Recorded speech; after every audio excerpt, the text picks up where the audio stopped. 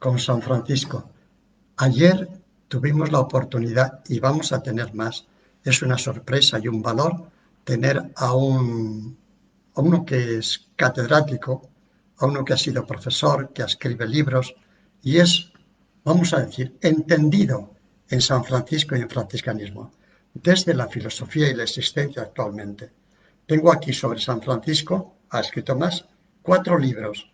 Te señalo uno: Francisco de Asís y tú, Humanismo franciscano, Cartas de Francisco de Asís desde el exilio, Visión franciscana de la vida cotidiana.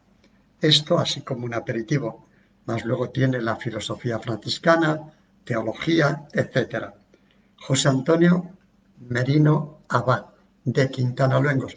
Digo lo del pueblo porque, pues, esto de esos pueblines tan perdidos puede salir algo, y para mí que sí, que hoy día la gente con una categoría o con un saber salen de los lugares más ocultos, desde Quintana Luengos, Palencia.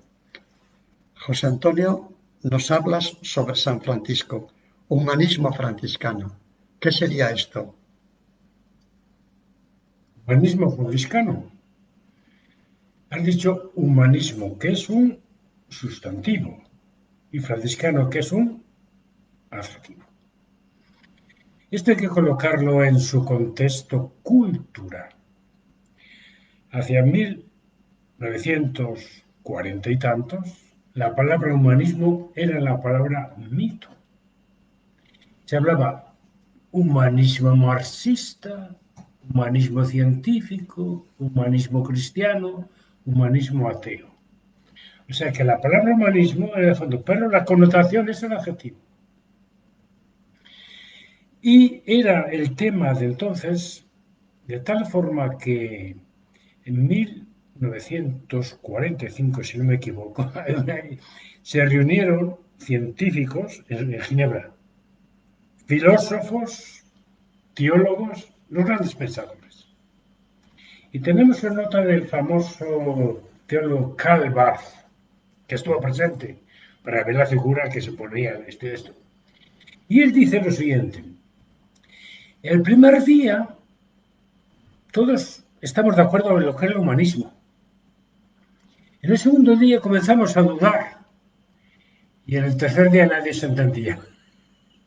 ¿Ves cómo ha ido evolucionando de un sentimiento generalizado a las concreciones? De estar todo de acuerdo a nadie entenderse. ¿Qué pasa entonces? Como era muy importante, dijeron John Moffrey, un filósofo francés: oye, ¿por qué no escribes a Heidegger, la cabeza pensante de entonces, que nos diga qué es el humanismo? Por lo menos una cabeza pensante, Heidegger, que realmente se exprese. Se lo invitó. Entonces, en 1947, escribió la famosa, es el cambio que pasa de la fenomenología al lenguaje, etc. Y escribió la carta en alemán, Der Brief über Humanismus, carta sobre el humanismo, muy pequeña. Y entonces se pregunta, ¿y qué es el humanismo? Es el humanismo, porque esto hoy todavía nos lo preguntamos. Ser humano, vivir del humanismo, el humanismo marxista parece ser que ya cayó. ¿Dónde estamos? Exacto, por eso dice, el humanismo depende de los presupuestos que se parta. Si yo parto de una visión materialista, el humanismo será materialista. Si parto de un ecumenismo, de una economía, entonces será un humanismo económico.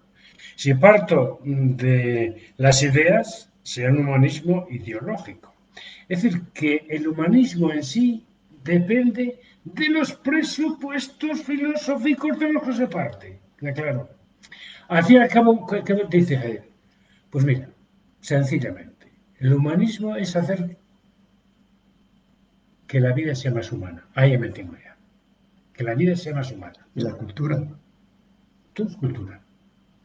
Cualquier cosa es cultura. Todo, cualquier gesto, palabra, ¿verdad? Se reviste una cultura especial.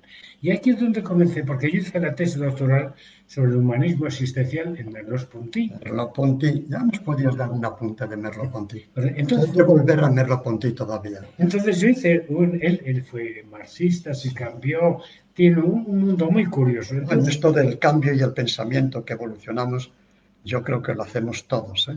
es necesario, no somos clavos, no somos piedras, no somos animales, y el pensamiento, el hombre que piensa, la medida que yo soy en mi circunstancia, voy cambiando, ¿no? Habla de Merleau-Ponty. Una palabra que te influyó también, ya que hiciste la tesis. Me influye mucho porque él parte de la vida, de la existencia curita, del hombre como relación, del hombre como lenguaje y del hombre como comportamiento. Entonces, a partir de ahí fue cuando se me ocurrió, ¿y por qué no hago una tesis sobre humanismo franciscano? Ya tenemos el adjetivo, franciscano. Y entonces, ¿dónde parto? Yo parto de la vida. Mientras los humanismos parten del pensamiento, de la teoría, yo parto de la vida. Es decir, el franciscanismo parte de la vida, reflexiona sobre la vida y retorna a la vida. Es un vital. Tiene los datos de la existencia.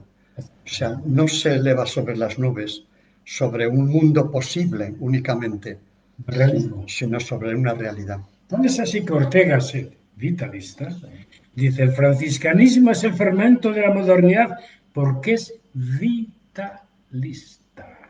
Entonces, yo tengo, para un humanismo, no tengo que partir de la cabeza, sino desde la vida. Ahí es donde sería interesante ver cuáles son las categorías que configuran ese humanismo. Si quieres, las citamos. Bueno, La primera, ¿cuál es la existencia? Otro parto de la existencia. ¿Y la existencia qué es? Relación. Por ti y demás. La persona relación. ¿Relación qué? Con lo que existe. Entonces, la relación, por ejemplo, en el mundo franciscano son con las realidades grandes. Relación con Dios, relación con la sociedad, relación con la naturaleza. este mundo de relaciones que es muy real, tú hablas aquí de Dios en Francisco y en los grandes maestros franciscanos. El franciscanismo está relacionado continuamente con Dios. Dios existente, Dios realidad. Es que a Francisco, por mucho se diga, no se le puede entender fuera de la fe, como un cristiano practicante. Más, el teólogo Congar, famoso, dominico, hizo esta afirmación. Después del único Jesucristo, Francisco fue el primero. Entonces, Francisco fue original, no una simple copia de una imitación. O sea, fue original en el modo como imitó, encarnó y vivió. Fue original, indiscutiblemente.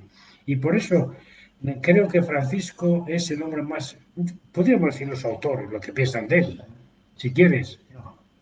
Pues que es original y al mismo tiempo es imitación. Ya podemos, son palabras, conceptos, que sea. San Francisco no imitó, siguió las huellas de Jesucristo y las encarnó. No es decir que imita. Un pintor imita a otro. En San Francisco, más que imitar, siguió la secuela y encarnó, vivió y personalizó la imagen de Jesucristo, hasta las huellas. Hoy mucho en la espiritualidad se habla más de seguimiento que de imitación.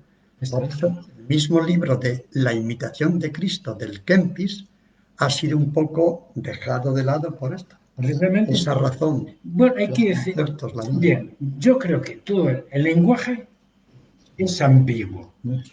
Y difícil, ¿eh? Bueno, Es la confusión. Dios dio la razón al hombre para que se subiera por encima de los animales. Se hizo soberbio, luego le regaló el lenguaje para que nadie se entienda. Entonces, ¿qué ha pasado? Por ejemplo, en el siglo pasado, al faltar un pensamiento o una ontología o unos presupuestos serios, casi todo se ha hecho hermenéutica. Ya lo que entonces el hermenéutico. En el fondo también está Nietzsche. Nietzsche dice que no hay hechos, sino interpretaciones. Este es el problema. Tenemos en el humanismo franciscano una realidad, no inventada, sino vivida y experimentada, que es Dios. Más realidades, entonces se Bueno, apoya. tú antes de subir arriba, Francisco parte de ahí, de la presencia. Esto, Francisco, ese sentido, un hombre totalmente vitalista, parte de la presencia. Estoy presencia frente a Dios, presente frente al hermano, presente en la iglesia, frente al mundo, las cosas.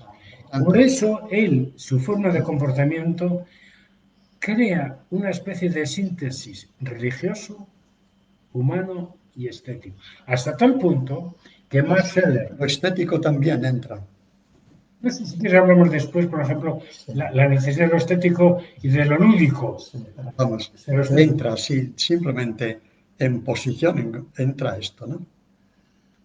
Pues indiscutiblemente la estética franciscana, que ha influido muchísimo en el arte, a ver, no es ya un discurso muy grande, ¿no? Pero yo me refiero ya a la cuestión, si quieres, religiosa que decía. Francisco parte del amor.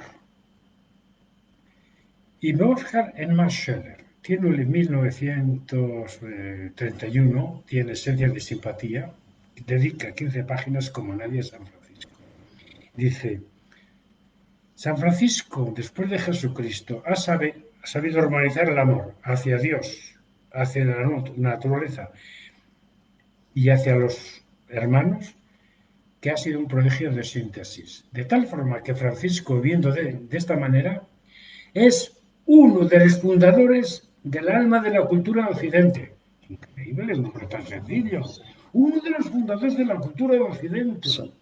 Y de ahí podemos decir lo que piensan otros autores. Max Scheler es, bueno, muy cercano Es la también. simpatía. Claro. ¿Qué está aquí? Que necesitamos crear un humanismo de la cordialidad. La empatía, cordialidad, simpatía, Simpatía. cercanía, todo esto que hay un mundo de ética hoy, ¿no? Que lo está promoviendo, se está hablando de ello mucho, fuertemente. Porque es que si no, no podemos vivir tampoco ya. Hemos llegado a una situación que esto se descompone totalmente. Y es que sacado, nos debería parecer, hoy se habla de una ética de la, digamos, de la razón comunicativa. Yo he escrito sobre esto y no estoy de acuerdo. ¿Por qué? Porque la razón es subjetiva y la subjetiva nos divide. Y yo parto no de la razón comunicativa, sino de la existencia comunicativa. ¿Y eso qué implica? Una actitud, un comportamiento, una forma de presentarse. Y es la presencia, que es la acogida, que es la relación, que es el amor. Estamos dentro de un ser humano y ser humanistas también. El humanismo franciscano se apoya otra realidad más que tiene. El realismo franciscano, al ser realismo, está abierto a todas las realidades posibles. Realidad sí, La fe también. debemos ser el sustrato. ¿Qué es la fe? Es confianza. Yo no puedo creer en Dios si no tengo confianza en Él. Yo no puedo en ti, esperar en ti si no tengo fe en ti. Ahí supone el optimismo franciscano y en la bondad franciscana, que parte de la bondad. Si en general todo es bueno, cuando me engañen, prefiero que me engañen antes que dudar. No entra en el mundo franciscano la duda cartesiana, decía Francisco. Es duro y hay que promoverlo más, ¿eh? O sea, es preferible eso, no dudar. Y hoy día existe mucho la duda, aún sistemática. Entramos mucho Hay dentro. algunos que dicen, vivir democráticamente es dudar los unos de los otros, un desastre. Dudar los unos de los otros. Rivalidad, opinión, condena. Yo no. Aunque me engañen, por eso está un poco o mucho la ingenuidad franciscana. Me engañarán, pero confío. Es decir, la sencillez. Aquí viene. Una de las cosas más difíciles en este mundo es llegar a ser sencillo. Y por eso hay que quitarse las máscaras. Vivimos en el mundo de las máscaras del juego. Francisco se quitó las máscaras que le atenazaban, que le desfiguraban y salió al campo abierto. Y ahí descubrió lo que tiene que descubrir. Capítulo séptimo, la libertad o la forma perfecta de existencia. O sea, un ser humano, en el humanismo, hay que dejar la libertad. Cuando un humanismo es opresor, un humanismo capitalista o un humanismo desde una ética, oprime, esto es tremendo, ¿no? Lo contrario de los franciscanos, la forma perfecta de ser. Francisco es libre, San deja libres. Francisco fue un hombre que fue ser sincero. Lo pregunta por ser sincero. Comenzó a ser sincero. Porque él quería ser ¿O libre. ingenuidad? O también. Una cierta ingenuidad, que me engañan. O sea, prefiero que me engañen antes que dudar. Entonces San Francisco, y de hecho, recusante, ser tú mismo. ¿Cómo es posible que eso? San Francisco quiso ser él mismo y constantemente en el mundo franciscano, porque el franciscanismo no solamente San Francisco, sino que los grandes pensadores parten de San Francisco y elaboran la libertad. Y ninguna escuela ha dado tanta importancia a la libertad como defendió Ockham, Escoto, San Buenaventura, porque la estructura del ser humano es ser eso, esa originalidad que es en función de uno mismo, ¿no? En parte hoy muchos humanismos tratan de cortar, de eliminar, de limitar mucho las libertades humanas. Tremendo. Es una contraposición tremenda, ¿no? Lo franciscano. No solamente a todo el sistema cortan. A mí me gusta estudiar mucho, por ejemplo, las utopías de Platón, Tomás Moro, Huxley, etc. Y me ha sorprendido que en las utopías todos buscan, digamos, el placer y la felicidad, pero no buscan realmente la alegría. Y ninguno ha encontrado la alegría. Y la libertad. Todas las utopías tienen miedo a la libertad, porque en el momento que entra la libertad, se rompe el orden establecido. Sin miedo. Y la persona misma muchas veces no tiene miedo de ser libre porque rompe el esquema que se ha construido. Leo, para que te recuerdes. Dice, todos los humanismos se declaran verdaderos defensores de la libertad, porque no es posible una vida auténtica sin libertad. Si un humanismo concreto se manifiesta defensor del hombre, deberá también proteger y promover todo aquello que ayude al ser humano a realizarse lo más plenamente posible. Pero no hay realización humana si la libertad está esclavizada, acorralada o hipotecada. ¿Esto quién lo hace? ¿Uno mismo o los demás? ¿O ambos lo hacemos? ¿Quién acorrala aquí? ¿Quién acota la libertad? Yo soy el protagonista ahí y mis circunstancias son los otros. Yo no me realizo solo sin los demás. O sea, yo tengo que contar con los demás y los demás conmigo. Entonces hay una simbiosis, porque vivir es vivir con vivir. Precisamente me rompo en ti que me decías antes. Es un tema que no toca, por ejemplo, el cuerpo humano, porque el franciscanismo tiene una visión optimista de la vida y parto del cuerpo humano. El cuerpo humano en el franciscanismo realmente es un valor extraordinario y ha sido condenado por las morales, las pasiones, la sexualidad. Y entonces hay que recuperar ese mundo natural. Y el humanismo franciscano parte de un optimismo. Yo no sé si diré mucho más, no sé si me escapo. Mira, fíjate. Porque tienes todo para ti. Fíjate, el hombre está hecho a imagen de Dios, ¿no? Y los teólogos de entonces, ¿dónde está la imagen de Dios? En el alma, decían. Y San Francisco no. El cuerpo imagen de Cristo. Y San Buenaventura, el cuerpo es imagen de Dios. Pues es curioso que no es solamente el alma, es el cuerpo. Lo que pasa es que el cuerpo, por prejuicios totalmente que he sabido, negativos, se ha como materia, como malo, las pasiones del cuerpo. Ya ha habido un antagonismo y un dualismo que ha habido hasta el de ayer, y eso ha influido en la moral.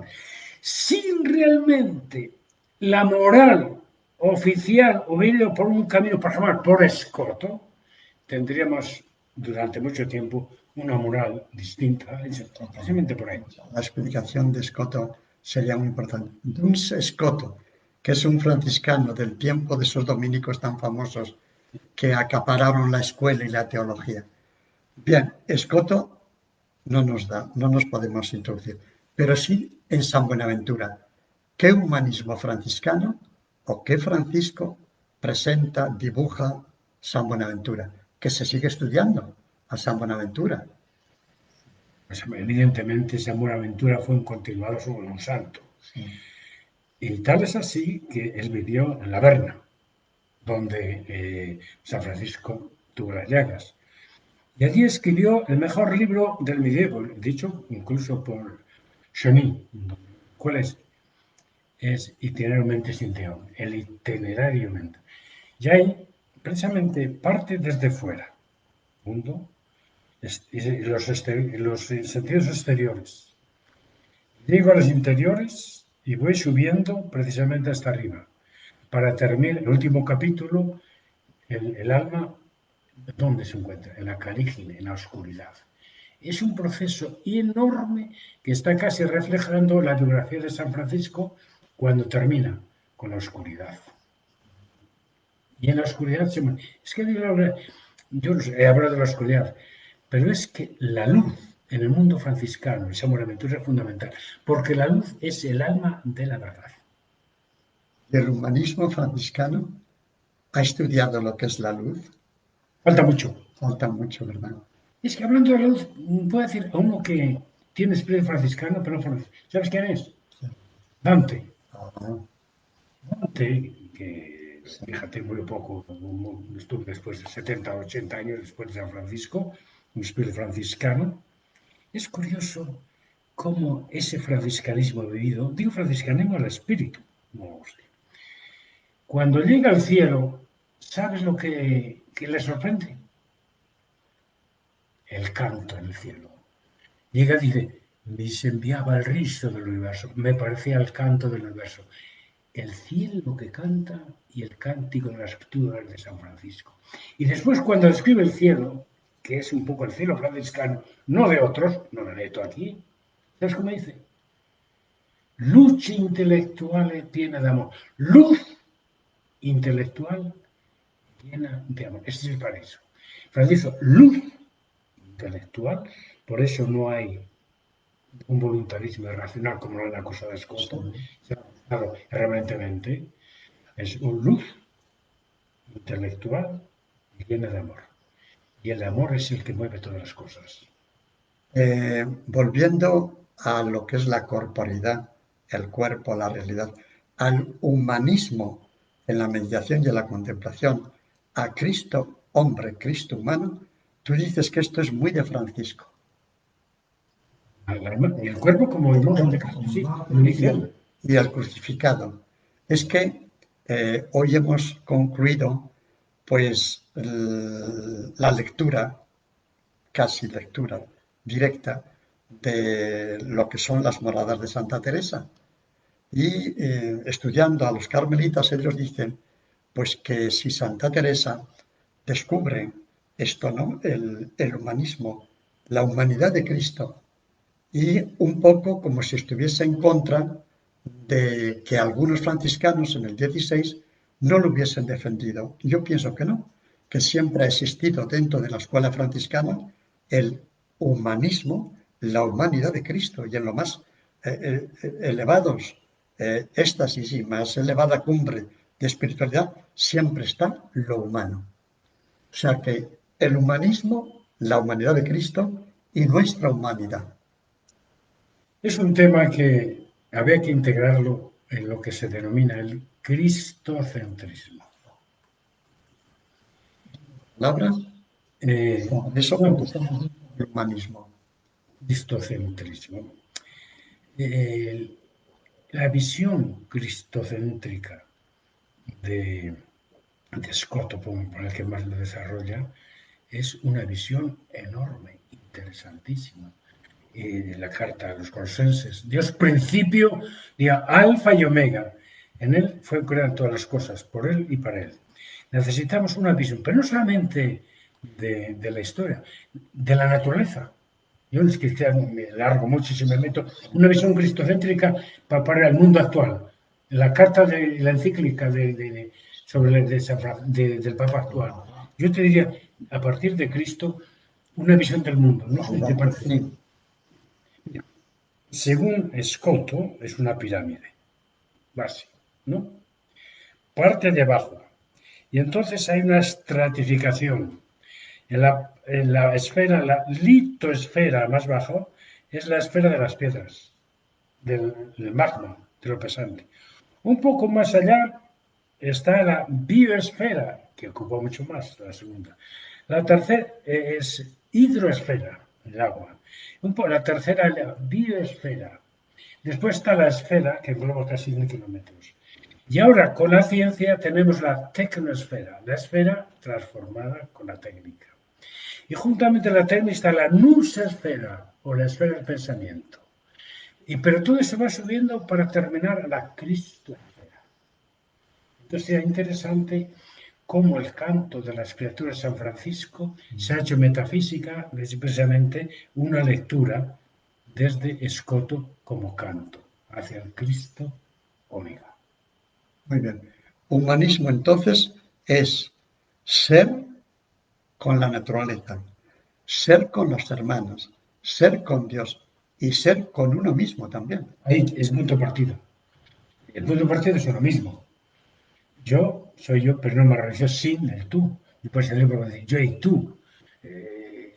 Nadie, y de hecho las compañías, uno muchas veces se modela en función de la compañía que tiene. Al final, un tema también muy importante dentro del humanismo franciscano, que es el ser sobre el tener.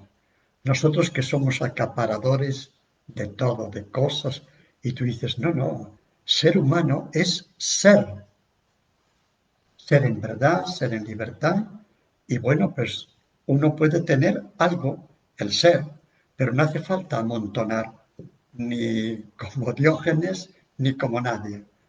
Hay un drama en esto también. El Actualmente, humanismo. ahí está la libertad. Opto por mí, me desprendo, opto por las cosas. No es lo mismo el ser liberado. El hombre es mucho más libre en la medida en que depende menos de las cosas. San Francisco fue un genial descubridor de la libertad y para llegar a ser libre tuvo que relativizar su relación con las cosas. La pobreza de San Francisco no era un desprecio por las cosas que las vendía, sino como posibles ataduras para que le quitaran la libertad. Y voy a poner un caso. Freud. Freud dice que una sociedad excesivamente obsesionada por el tener es neurótica. Miramos alrededor. ¿Eh? Una sociedad excesivamente por el tener es neurótica. Y él dice, San Francisco nos da un modelo, porque compara el tener, digamos, las cosas con la basura, con el estiércol. Y entonces ahí la liberación digamos, comienza con ese distanciamiento de las cosas. Y hoy estamos cosificados, más que Llenos de cosas. llegan las navidades, por ejemplo, a un niño, ¿cuántos juguetes? Y no puede disfrutar. 36. Yo sé de alguno que ha tenido 36. Hoy estamos saturados. Además, digamos, la cultura del mercado es estimular, producir, consumir. Y consumiendo uno termina siendo consumido, ha perdido la libertad. Estamos dentro del humanismo franciscano, un libro que fue premio, que ha sido muy traducido. Bueno, José Antonio Merino, abad de Quintana Luengos, tiene libros traducidos en 15 idiomas. O sea que sabe y trabaja las dos cosas. Dentro del humanismo franciscano, último dato, la alegría. Hay gente alegre hoy día, nos falta alegría. ¿Cómo se puede ser un humanismo, un ser humano y estar alegre? La alegría tiene una fundamentación religiosa muy fuerte. San Francisco rejuveneció el cristianismo a través de la alegría. Había ya dominado una moral negativa y una religión pesimista. En la literatura, remito aquí, la acusación más grande que he encontrado contra Dios fue el Fausto de Goethe. Mefistófeles, comienza esa introducción, dice, yo comencé a hacer tonterías que hubiera producido la hilaridad de Dios. Pero Dios ha perdido la costumbre de reír. Si el Dios que tenemos no es lúdico, no juega, no es simpático, el hombre buscará otros devaneos en la tierra. Y ese es el último término de Dios. Necesitamos descubrir al Dios lúdico, la dimensión lúdica, la dimensión estética. Es necesario si queremos descubrir los valores de la existencia. En el humanismo, el Papa actual, que se llama Francisco, por San Francisco de Asís, él tiene en sus escritos continuamente una cadencia hacia la alegría. El Evangelio es alegría, el que conoce a Cristo está alegre, provoca la alegría, tened esperanza. O sea, cerraríamos el humanismo franciscano viendo los documentos del Papa y también diciendo cómo San Francisco en el humanismo nos dice que hay que vivir la alegría. Alegría, ¿cuánto tiempo? ¿En qué lo fundamentamos? ¿Cómo la manifestamos? La alegría es un estado de ánimo. Yo no puedo inventar tomando whisky o comiendo bien, con el tema del estómago, no. Es un estado de ánimo. Pero ese estado de ánimo yo no lo creo si no me fundamento digamos, en apoyaturas que me llenan. Dios, el amor, la conjunción, etc. Es necesario, no sé, necesitamos descubrir realmente el tema de la mirada. El franciscanismo es una mirada amorosa hacia Dios, hacia los demás y hacia la naturaleza. Y necesitamos descubrir la mirada. Francisco, desde que se sintió mirado en San Damián, se le transformó la raíz de la mirada y comenzó a mirar el mundo con nuevo estilo. Yo diría que la mirada de Francisco fue fundamental. Porque aquí está el Espíritu Santo que metió en juego mucho en aquella época como acción. ¿Quién es el Espíritu Santo? Para San Francisco, la pupila de Dios escondida en el interior de cada persona. Y desde este mirar, yo miro con simpatía el universo. Y Francisco manda un mensaje de una mirada amorosa, un comportamiento fraterno y un canto interminable. El canto salvará la tierra. El canto salvará la tierra. Es un hecho que está ahí palpable y demostrable que tanto la vida como el pensamiento franciscanos están penetrados de una radiante alegría, como expresión gozosa del concepto optimista del hombre, de la vida y del mundo. Humanismo franciscano. Muchas gracias, José Antonio. Quedamos para otro diálogo, otro encuentro. Y si algo nos cuesta entender, lo volvemos a escuchar. Y si necesitamos más explicación, vendrán las explicaciones. Paz y bien, hermanos.